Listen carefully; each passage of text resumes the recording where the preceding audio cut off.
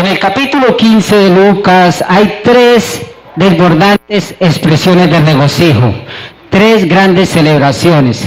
La primera surge de una historia que Jesús cuenta desde los versículos 3 al 7 acerca de un hombre que perdió una de sus 100 ovejas, pero él sale fuera y encuentra esa oveja y la trae de vuelta y llama a todos sus vecinos para tener una fiesta y celebrar porque ha encontrado la oveja que se le había perdido. Porque las ovejas tenían un gran valor y la fiesta fue una celebración por el éxito del pastor en haber encontrado su oveja. Y luego Jesús nos cuenta otra historia acerca de una mujer que pierde una de 10 monedas. Y ella tuvo, hermanos, el duro trabajo de buscar en todas partes de su casa hasta que la encuentra. Y ella también llama a sus amigas y también tiene una celebración o fiesta de gozo porque la moneda perdida ha sido encontrada. En la tercera historia de este capítulo 15 de Lucas, hay un hijo quien está perdido, un hijo que es encontrado, o mejor dicho, un hijo que por todos los intentos y propósitos está muerto y es traído de la muerte a la vida. Y de acuerdo con el lenguaje, hermanos, de la misma historia, el padre ofrece una celebración o fiesta e invita a todo el pueblo y la aldea a venir a celebrar. Estas son tres grandes fiestas, tres grandes celebraciones y ellas ilustran obviamente el gozo de Dios y lleva a ser muy claro, por ejemplo, cuando aplicamos la primera parábola en el verso 7 del capítulo 15, donde Jesús dice: os digo que así habrá más gozo en el cielo por un pecador que se arrepiente que por 99 justos que no necesitan arrepentimiento. Y en el verso 10 de la segunda parábola, Jesús aplica de la misma manera, porque Jesús dice: así os digo que hay gozo delante de los ángeles de Dios por un pecador que se arrepiente. Y en la tercera historia hay un pecador que se arrepiente y por subsiguiente podemos llegar a la misma conclusión, mis hermanos. Estas son tres fiestas las cuales simbolizan una gran celebración o fiesta en el cielo por un pecador que se arrepiente. He titulado este corto mensaje El gozo de Dios. Gozo significa fiesta. La escritura es muy clara cuando dice que Dios no se regocija en la muerte del malvado. En el libro de Ezequiel se nos muestra varias veces que Dios no se complace en la muerte del impío. Y si tú lees el capítulo 13 de Jeremías, encontrarás a Jeremías llorando las lágrimas de Dios por la desolación de la gente de Israel, quienes están a punto de pasar bajo juicio divino por su rebeldía. Y si tú vas al capítulo 19 de Lucas, verás a Jesús mirando sobre la ciudad de Jerusalén y llorando por ella. Y lo que quiero decirte en esta hora es que Dios no tiene gozo en el juicio de los pecadores, pero Él sí encuentra el gozo en la salvación de los pecadores. Amén. Isaías capítulo 62, versículos 5 dice, definiendo, hermanos, la naturaleza del gozo de Dios: pues como el joven se desposa con la virgen, se desposarán contigo tus hijos, y como el gozo del esposo con la esposa, así se gozará contigo el Dios tuyo. Nosotros los hombres, hermanos, recordamos el día de nuestra boda como lo más destacado de nuestras vidas hasta ese momento. La emoción, el gozo de tomar nuestra novia, ese es el pináculo de la emoción humana. Y Dios dice de sí mismo que tiene por el pecador arrepentido el gozo de un novio tomando la novia de su amor.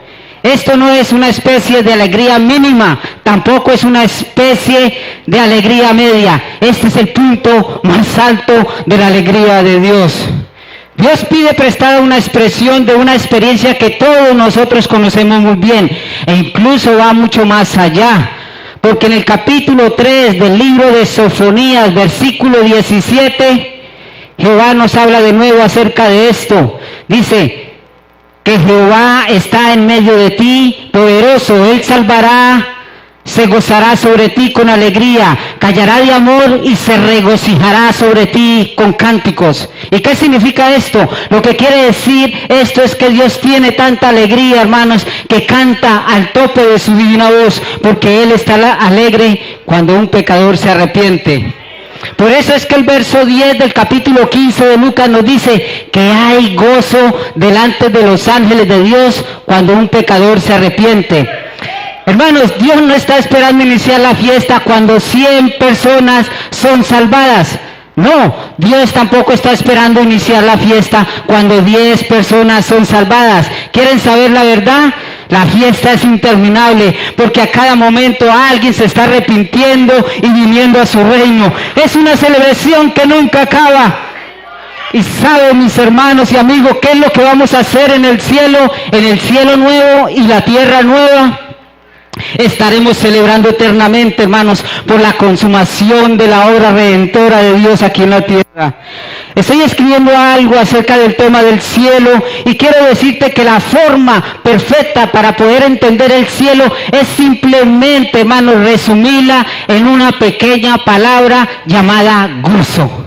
El gozo de Dios, porque los versos 7 y 10 del capítulo 15 del libro de Lucas hablan no de la alegría de ángeles, sino de la alegría de Dios en presencia de los ángeles. Amén. Hermanos, habían dos grupos religiosos, los fariseos y los escribas creían conocer a Dios. Los escribas eran los teólogos, hermanos, y los fariseos eran los que llevaban eso a la práctica. Los fariseos fueron los más influyentes religiosos en la tierra de Israel. Ellos básicamente operaban en las sinagogas y donde fuera que hubieran 12 hombres, tú podrías tener una sinagoga o iglesia. Así que cada pueblo o aldea tenía una iglesia. La religión, hermanos, farisaica tuvo básicamente predominio en la tierra de Israel.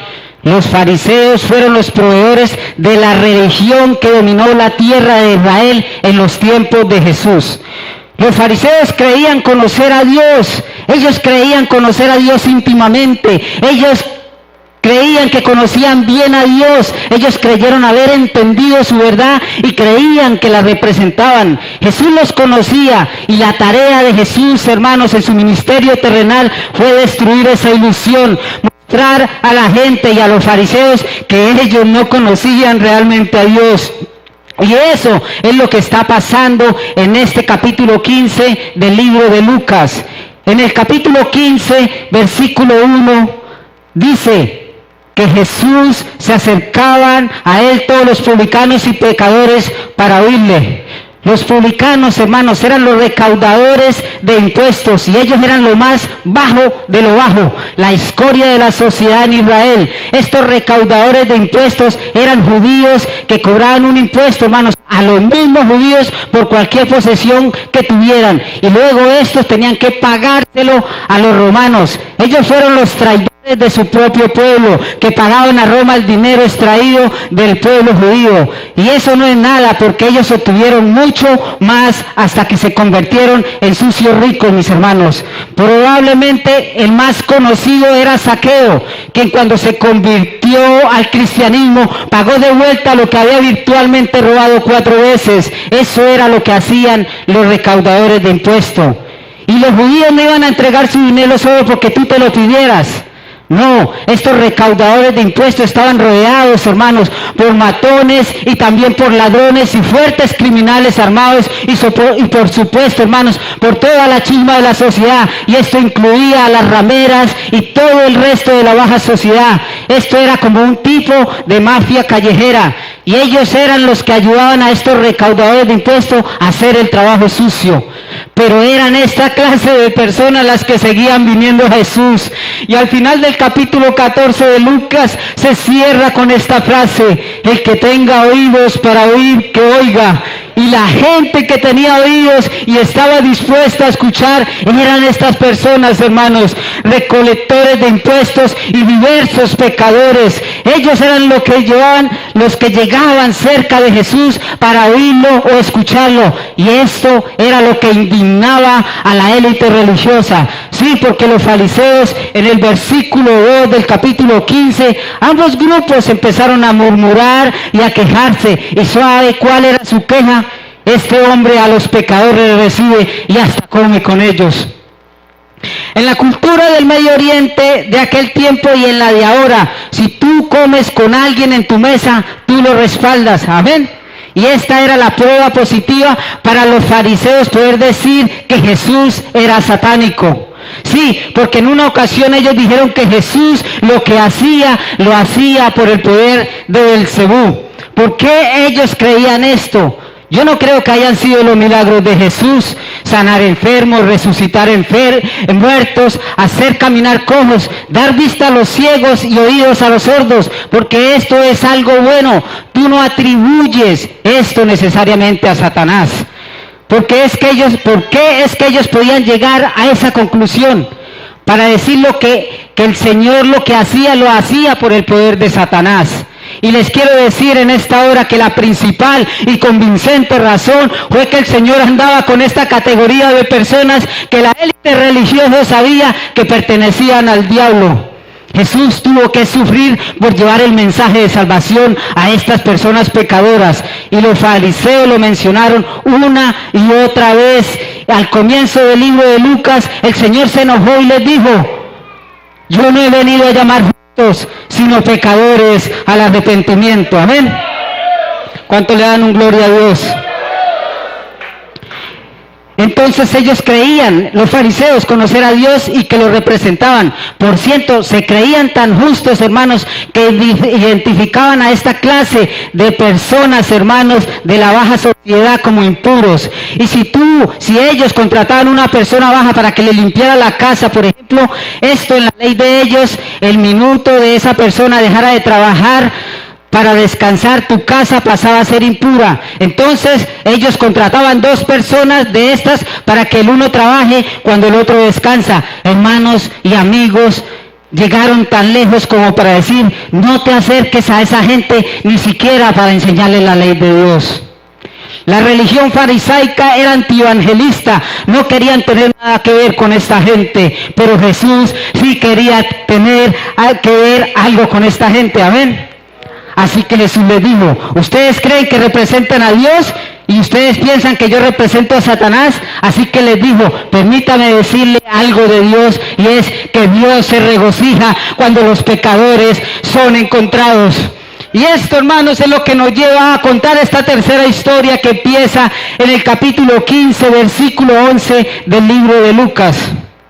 Permítame en esta hora, hermanos, dar una pequeña apreciación o sugerencia. ¿Ustedes han oído a un predicador decir que debemos traer la Biblia a la época moderna? Sí, hermanos, porque los predicadores de hoy dicen: no le des a la gente mensajes anticuados, viejos mensajes expositivos. Tienen que estar actualizados, predicador. Dicen que tenemos que traer la Biblia a los tiempos modernos. No, hermanos, yo creo que es exactamente lo contrario a lo que debemos hacer. Nunca debes traer la Biblia a los tiempos modernos. Debes llevar la gente a los tiempos antiguos. Amén. Cuando enseña la palabra debe recrear el trasfondo para las personas que están allí, y así la Biblia surge con su mensaje divino en su contexto original, porque cualquier cosa menos es robar a la Escritura arrebatándole versos de aquí y de allá. Si vas a conservar la verdad, el verdadero significado de la Escritura, tenemos que volver al contexto original, porque el significado de la Escritura está en la Escritura. El significado de la Escritura es la Escritura, y si no tienes el significado, no tienes la palabra de Dios. Puedes tener una Biblia muy grande, pero hasta que no entiendas lo que significa o lo que Dios quiere hablar por medio de ella, no vas a entender el mensaje. Un predicador famoso llamó a esta historia del hijo pródigo la historia más grande jamás escrita. Pero yo creo que es algo más grande que una gran historia, y para que puedas entenderla o comprender, te voy a llevar al pasado. Amén. Vamos a volver atrás en el tiempo. Imagínense viviendo en una aldea campesina del Medio Oriente, porque allí fue donde sucedieron estas cosas. Y quiero decirte que eso no sería muy diferente a lo que es hoy allá en el Medio Oriente. Porque en la cultura árabe, en el Medio Oriente, o en algunas zonas rurales de la cultura judía, una cosa que predominaba y era la cultura de la vergüenza y el honor. Eso era lo que determinaba todo. Y quiero decirte que todavía es así. Lo que sea honorable es lo que haces y persigues. Tú evitas a toda costa cualquier cosa que te traiga vergüenza para ti o para tu familia. Esta es la forma en que han sido y todavía son las cosas allí en el Medio Oriente. Una joven que es árabe, ella era musulmana, hace unos años viajó a los Estados Unidos y en su visita a esta nación recibió a Cristo en su corazón. Ella visitó una iglesia y escuchó predicar de Jesús, oyó el mensaje, recibió y le entregó su vida al Señor. Cuando ella regresó a su nación, lo primero que le sucedió fue que fue arrestada. Su padre pagó por su liberación y ella fue a su casa, pero su madre ya no estaba allí. Su padre tampoco estaba allí. Ella entró en la casa, su tío estaba allí y le dijo las siguientes palabras: has traído tanta vergüenza a esta familia por tu cristianismo, que a fin de preservar el honor de esta familia debes morir. Y su tío la agarró y la golpeó alrededor de la cocina contra la pared hasta que cayó al suelo. Luego agarró una silla de madera y la golpeó sangrientamente, desprendiendo su hombro y partiendo su rodilla en dos, hasta que alguien entró a la casa y la pudo rescatar. Y por medio de un proceso que hizo su padre, él pudo arreglar con el gobierno, esta joven tomó un avión y regresó a los Estados Unidos. Ella ahora está estudiando teología y está estudiando el griego y el arameo, porque ella dice que en su país solamente hay 200 cristianos y no tienen ninguna herramienta, y lo que ella quiere es traducir la Biblia al lenguaje árabe para que ellos la puedan leer. Nada es diferente allá ahora de lo que era en los tiempos de Jesús. Vergüenza y honor es todo. Hace lo que supuestamente es honorable y evita lo que es vergonzoso. Y si puedes entender esto en esta noche, hermanos, entonces podrás entender la parábola del hijo pródigo. Porque Jesús en esta historia, hermanos, describe al más vergonzoso elenco de personajes jamás concebido. Quiero decir que Jesús inventó todos estos personajes, un padre y dos hijos, y aparentemente son una vergüenza. El hijo menor es una vergüenza, el padre es una vergüenza y el hijo mayor es una vergüenza. Y todo aparentemente es tan vergonzoso, hermanos, que llega a ser casi que ridículo e indignante e increíble de creer. Esto es un escándalo para los fariseos que están escuchando esta parábola, porque a ellos es que Jesús le está contando, porque a ellos es que el Señor les está narrando esta historia, y ellos decían: esto es imposible, ningún hijo actuaría así y ningún padre actuaría así. Jesús describe extremos en esta parábola, y todo esto está basado sobre el tema de la vergüenza y el honor. Comencemos con la historia. La historia inicia en el verso 11 del capítulo 15 del libro de Lucas, con una vergonzosa solicitud, y el primer personaje vergonzoso que conocemos es el hijo menor. Versículo 11, Jesús dijo: cierto hombre tenía 2 hijos. Versículo 12, y el menor de ellos dijo a su padre: Padre, dame la porción o la parte de los bienes que me corresponde. Estás fuera de rango, hijo, eres el menor. ¿Qué estás haciendo? El hijo mayor es quien sería el único que tendría el derecho de hacer tal petición, pero ningún hijo mayor en su sano juicio haría tal solicitud, porque tú no tienes tu herencia hasta que tu padre esté, ¿qué? Muerto. Así que lo que este hijo quiso decir fue: ¿podrías morir, papá? Eso es una conducta escandalosa. Aún en estos días en el Medio Oriente el honor del padre predomina, hermanos, a la cultura. Tú no haces esto. Este es el primer comportamiento escandaloso y vergonzoso. Este es un irrespeto, esto es egoísta, detestable, porque él desea que su padre esté muerto. Él no está diciendo: mira, papá, tengo algo de habilidad para los negocios, divide esto. Y a propósito, el mayor recibía 2/3, y si solo habían 2 hijos, el más joven 1/3, porque el mayor siempre tenía la cantidad más grande. Y el joven menor dijo: divide esta cosa y déjame administrar mi tercio. Esto era una gran propiedad, hermanos, porque tenía sirvientes, tenía empleados, tenía un cordero cebado y gordo que alcanzaría para una fiesta de 300 personas. Y lo que quiero decir es que había una riqueza involucrada de por medio. Este joven recibiría una fortuna suficiente para irla a gastar como un loco en un país extranjero. Este joven no está queriendo decir: quiero mi parte porque quiero hacer crecer esta fortuna. Este joven no está queriendo decir, quiero echar mis ideas al negocio de la agricultura familiar y a ver qué puedo hacer con esto. Eso no es lo que está diciendo. Él está queriendo decir muy claramente lo siguiente: dame la porción de los bienes que me pertenece. Dame en el griego significa la cosa, o sea, la propiedad, los bienes, porque no puedo esperar hasta que mueras. Te voy a explicar lo que quiso decir este muchacho. Lo que quiso decir este muchacho es: no quiero nada que ver con esta familia, no quiero nada que ver contigo, viejo. Te quiero fuera de mi vida, no quiero esperar más, tengo deseos, tengo cosas que hacer, quiero mi libertad, mi independencia, no quiero rendirte más cuentas, Padre, no quiero llamar restricciones de tu parte, quiero ir a Gym Day, quiero escuchar reggaetón, necesito conocer mujeres filisteas, quiero vestirme como a mí se me dé la gana, Padre, quiero hacerme el corte de cabello que yo quiero. Quiero un piercing y un arete, también tatuarme, no quiero más órdenes tuyas, viejo, quiero mis bienes. Esto es escandaloso, esto es una violación de lo que se conoce y piensa acerca de las relaciones familiares, mis hermanos.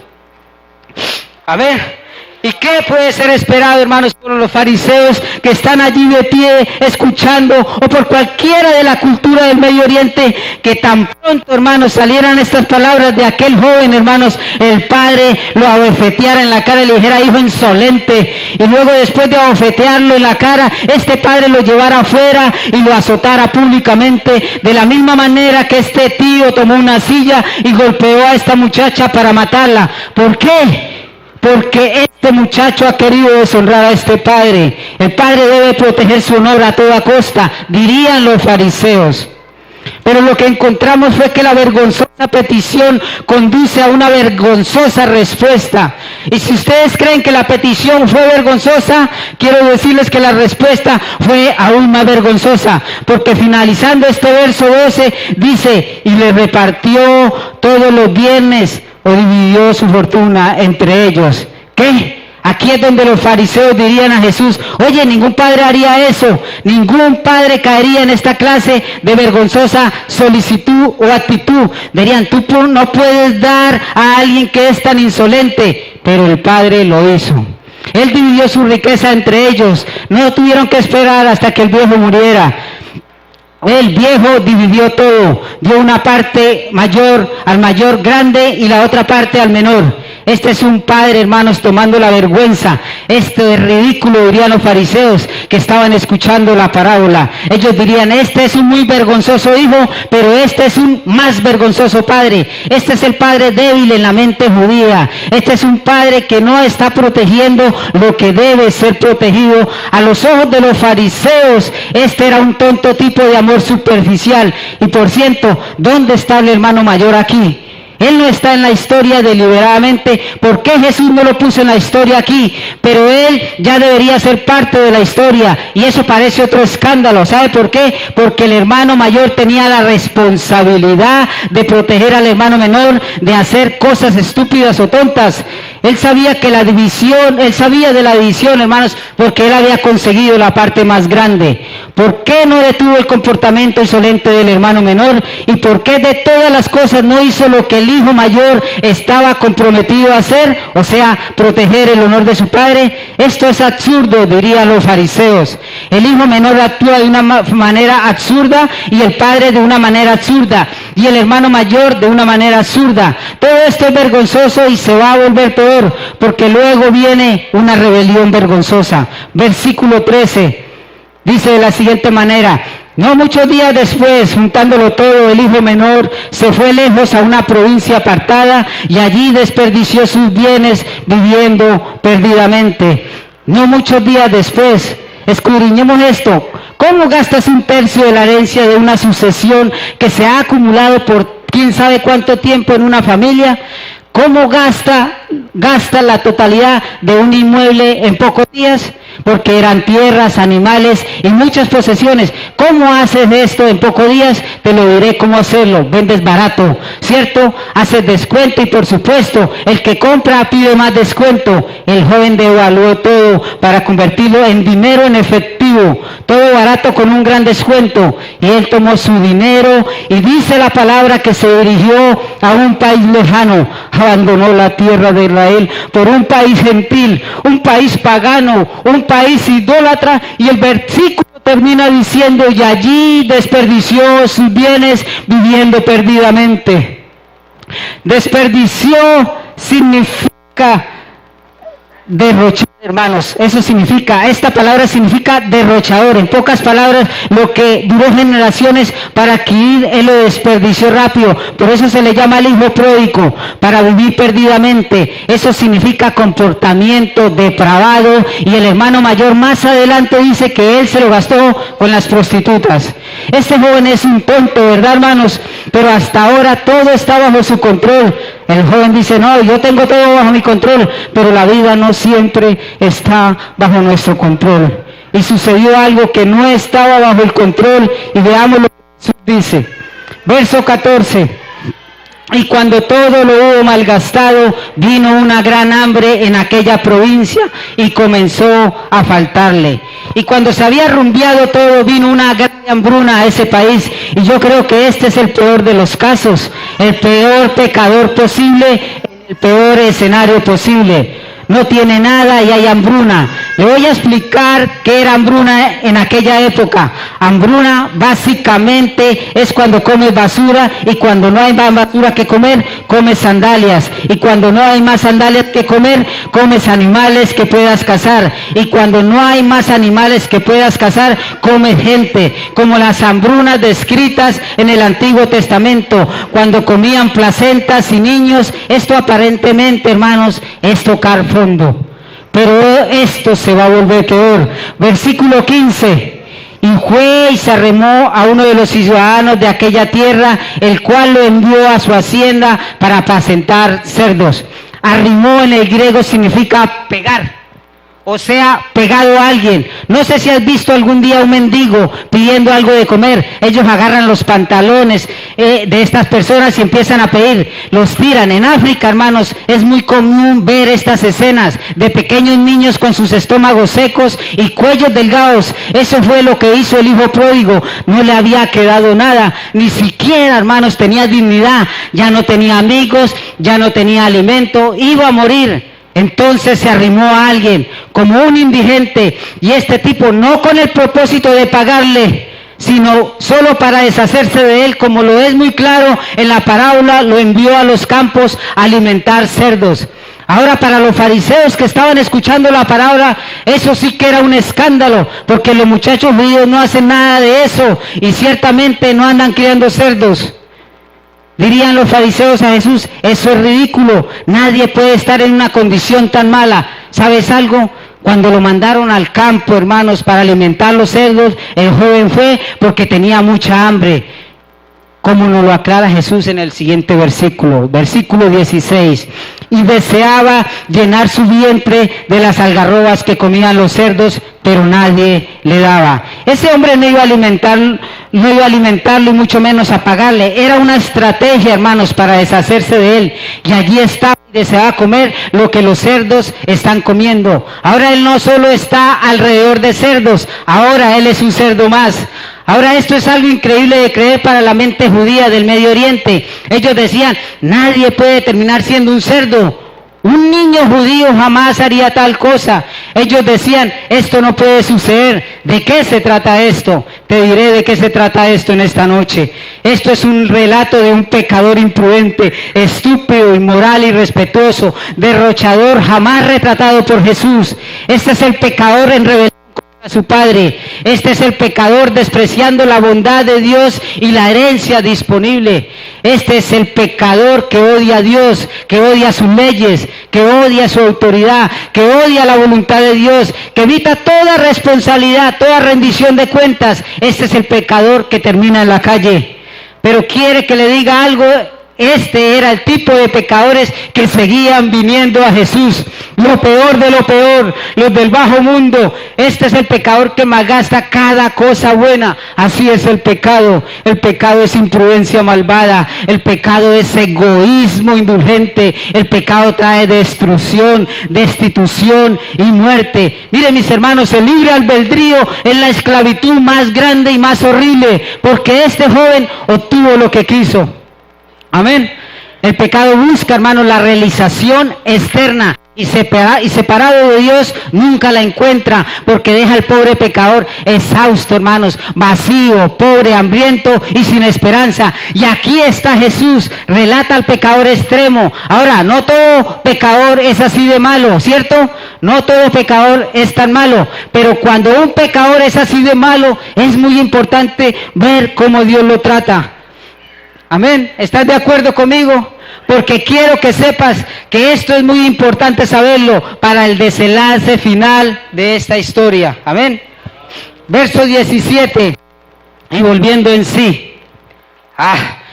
Finalmente un respiro de cordura. Él volvió en sí. Quiero decirte que así es como el arrepentimiento siempre empieza, haciendo una genuina evaluación de nuestra condición. Él vuelve en sí y esto es lo que dice: ¿cuántos jornaleros en casa de mi padre tienen abundancia de pan y yo perezco aquí de hambre? Y a mí me encanta eso y ustedes dirán, ¿pero por qué? ¿Cuál es la gran cosa en esto? Te lo diré en esta noche. Los empleados eran jornaleros diarios, ellos no tenían un trabajo fijo, ellos no pertenecían a la familia como para llamarles sirvientes, ellos tampoco eran artesanos ni comerciantes, ellos eran lo más bajo de lo bajo, ellos eran los del salario mínimo, no usaban zapatos, eran necesitados, pobres, hermanos. La ley del Antiguo Testamento decía: págales al final del día, porque ponen su esperanza en eso. Si no tienen su dinero al final del día no podrán comer. Así que ellos eran la gente que se paraba alrededor del centro del pueblo. Ellos fueron, hermanos, lo que, como recordamos, Jesús contó una historia sobre ir al pueblo a la primera hora, a la tercera hora, a la sexta hora, a la novena hora y finalmente a la hora 11. Y terminada la recolección de la cosecha, hermanos, todos recibieron el mismo salario. Así que eran los jornaleros, fueron lo más bajo de la escalera socioeconómica. Y adivinen qué, este joven pródigo recordó, hermanos, que su padre daba a los jornaleros más que suficiente. ¿Y qué significa esto? Que se acordó que su padre era generoso, recordó que su padre tenía compasión por los pobres, recordó que su padre era comprensivo, recordó que su padre era bueno. Y ese es el fundamento del por qué este joven decide regresar a su casa.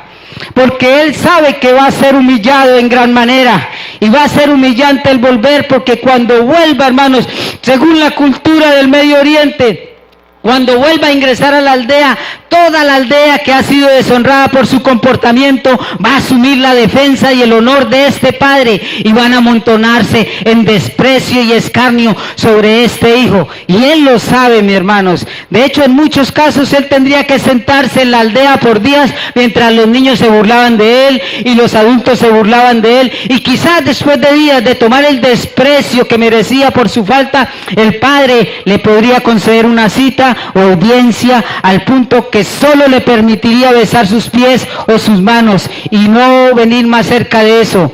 Y entonces públicamente el viejo lo azotaría al muchacho delante de toda la aldea para devolver algo de honor a sí mismo. Eso sí, después de haber establecido los términos de una restitución, y nunca habría reconciliación o perdón hasta que este joven haya restituido o devuelto todo lo que desperdició o malgastó.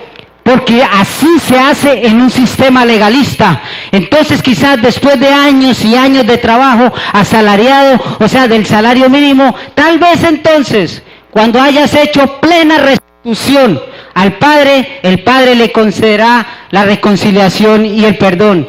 Este joven sabía esto, él sabía que volver iba a ser embarazoso, él sabía que volver iba a ser humillante y difícil, pero él dice al final de este verso, estoy muriendo, no tengo opción, estoy muerto en vida, y si quiero vivir tengo que volver, porque lo que sí sé es que mi Padre es bueno.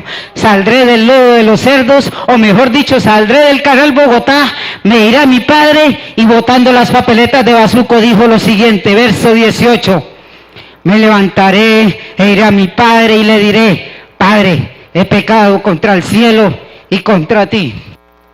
O mejor dicho, he pecado tan alto, Padre, como el cielo. Me he descarriado tanto que mis pecados son tan altos como el cielo. Y tú lo sabes y lo has visto, Padre. Verso 19. Santo Dios. Ya no soy digno de ser llamado tu hijo. No estoy pidiendo ser tu hijo. No estoy pidiendo eso para nada, Padre.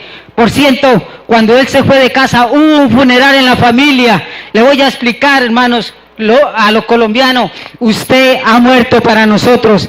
Este joven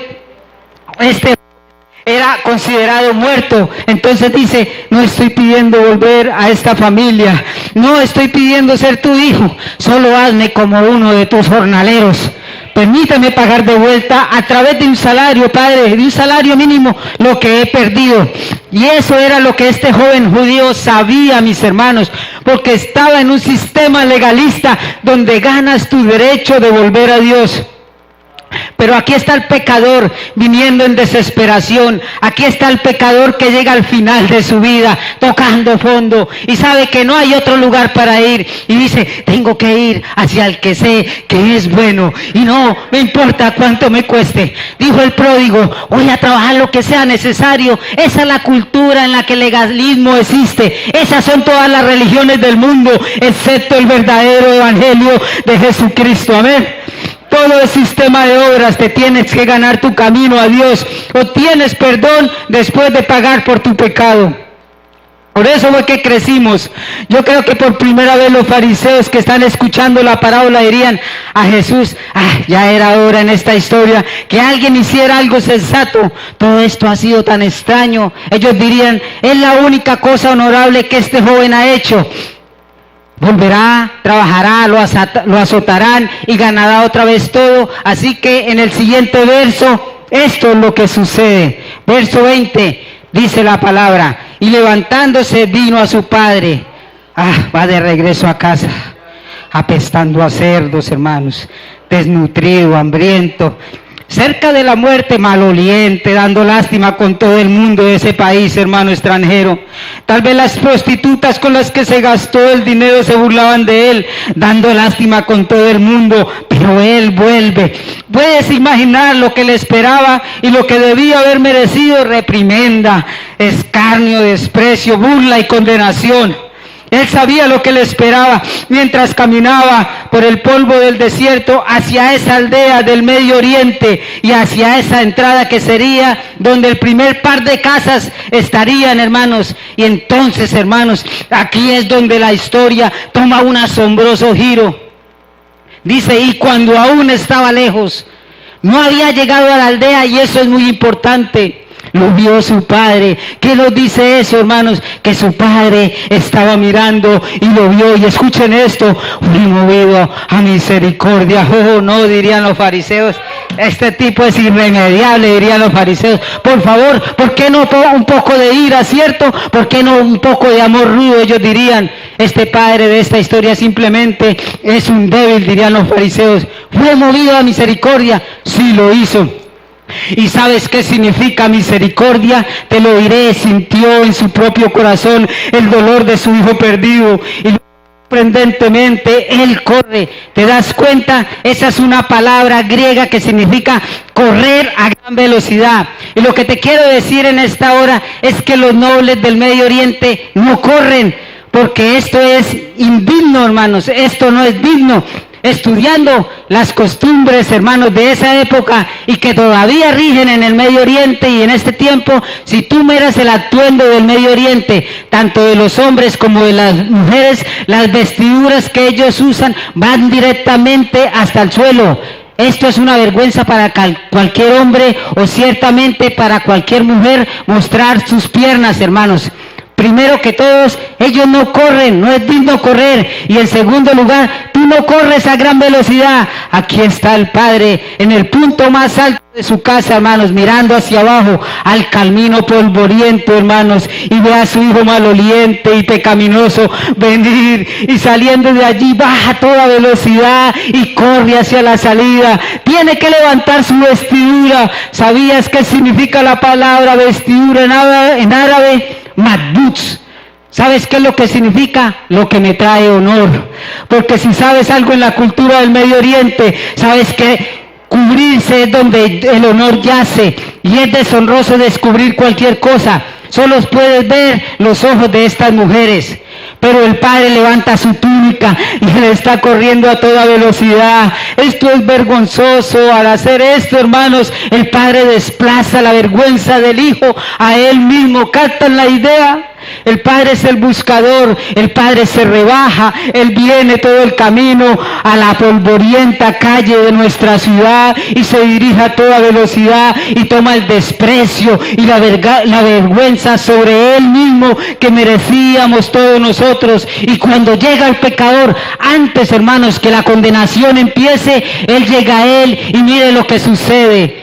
¿Qué dice? Lo besó. Ese es un signo de plena reconciliación. Y yo creo que los fariseos en ese momento dirían, ¿y dónde está la restitución? Olvida a los fariseos, no hay ninguna restitución, diría el Señor, porque yo soy la restitución. Amén.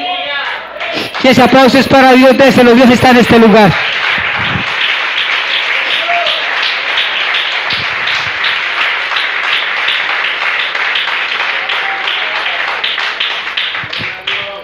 Esto significa plena reconciliación. Y usted se preguntará ¿por qué? Porque el joven vino con un corazón arrepentido, entendiendo que estaba llegando a un buen y compasivo Padre perdonador. El Padre besó a ese cerdo maloliente y pecador. El texto dice que lo besó, lo besó, lo besó y lo besó por todas partes. Tú que has pecado, dime una cosa, ¿has tenido alguna vez una imagen de Dios así? Sí, porque algunos me dirán, espera, lo que pasa es que Dios es elevado, Dios es exaltado. Y sí, hermanos, eso es verdad, pero Él se dignó a venir todo el camino a este polvoriento mundo y trajo la vergüenza sobre sí mismo al correr a través de nuestra ciudad, a tomar la vergüenza sobre sí mismo que usted y yo merecíamos, y abraza al pecador y lo besa por todas partes. ¿Alguna vez habías visto la imagen de Dios así? Ese es el verdadero evangelio, ese es el evangelio que predicamos en este lugar. Y el Señor por medio de esta parábola está diciendo a los fariseos, si este no es vuestro Dios, entonces ustedes no conocen a Dios, solo piensan que lo conocen, porque el Hijo del Hombre ha venido a buscar y a salvar lo que se le había perdido.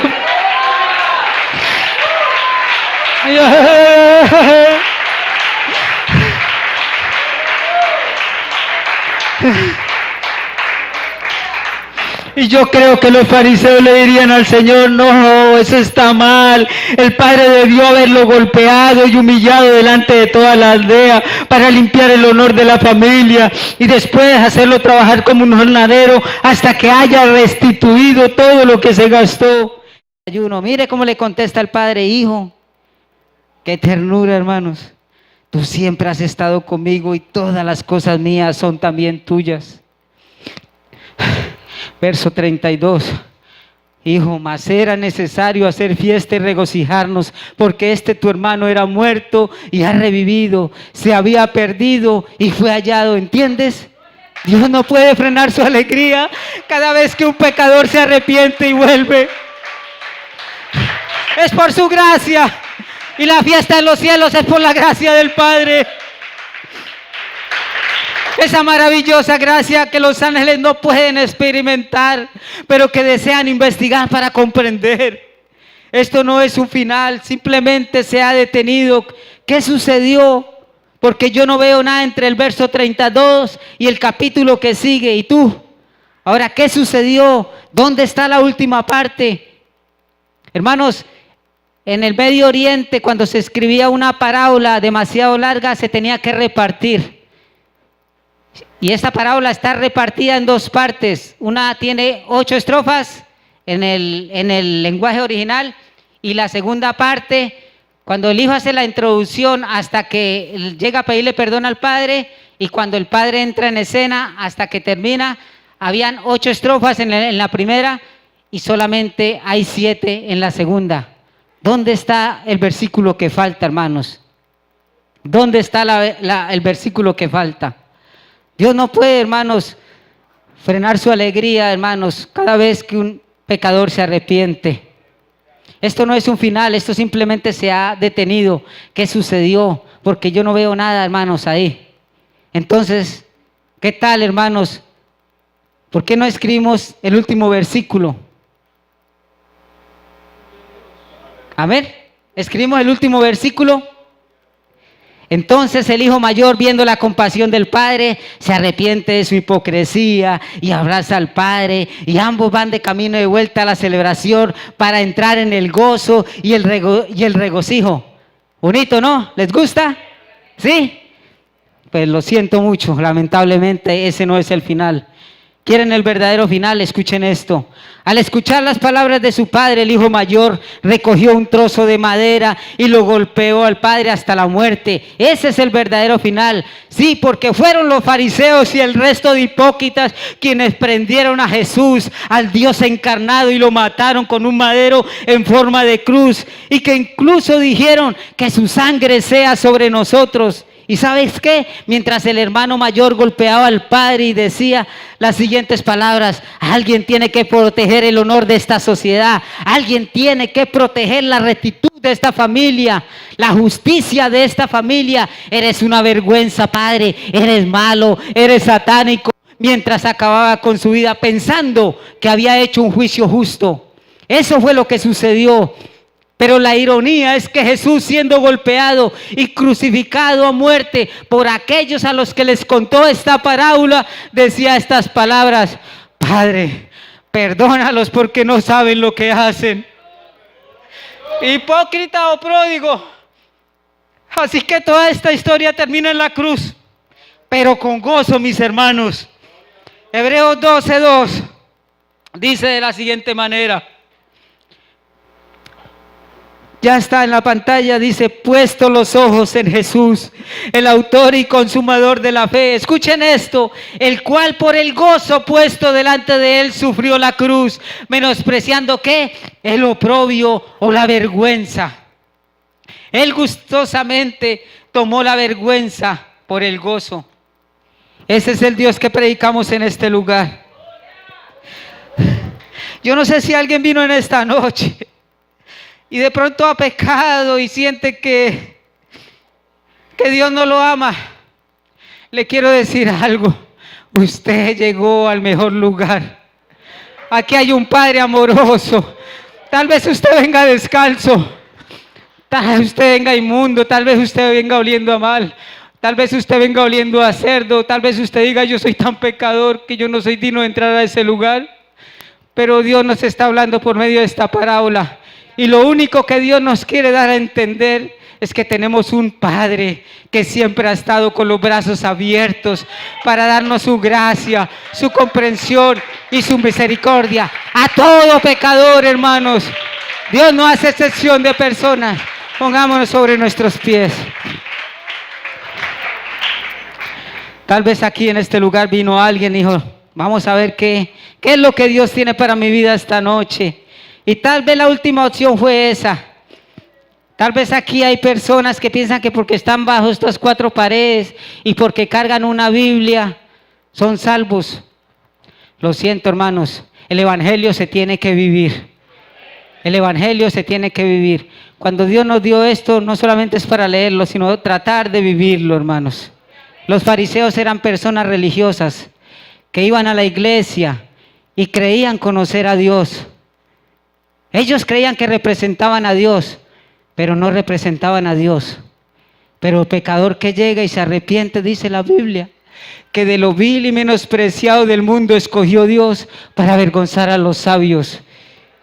Y lo que yo prediqué es algo que yo viví en carne propia.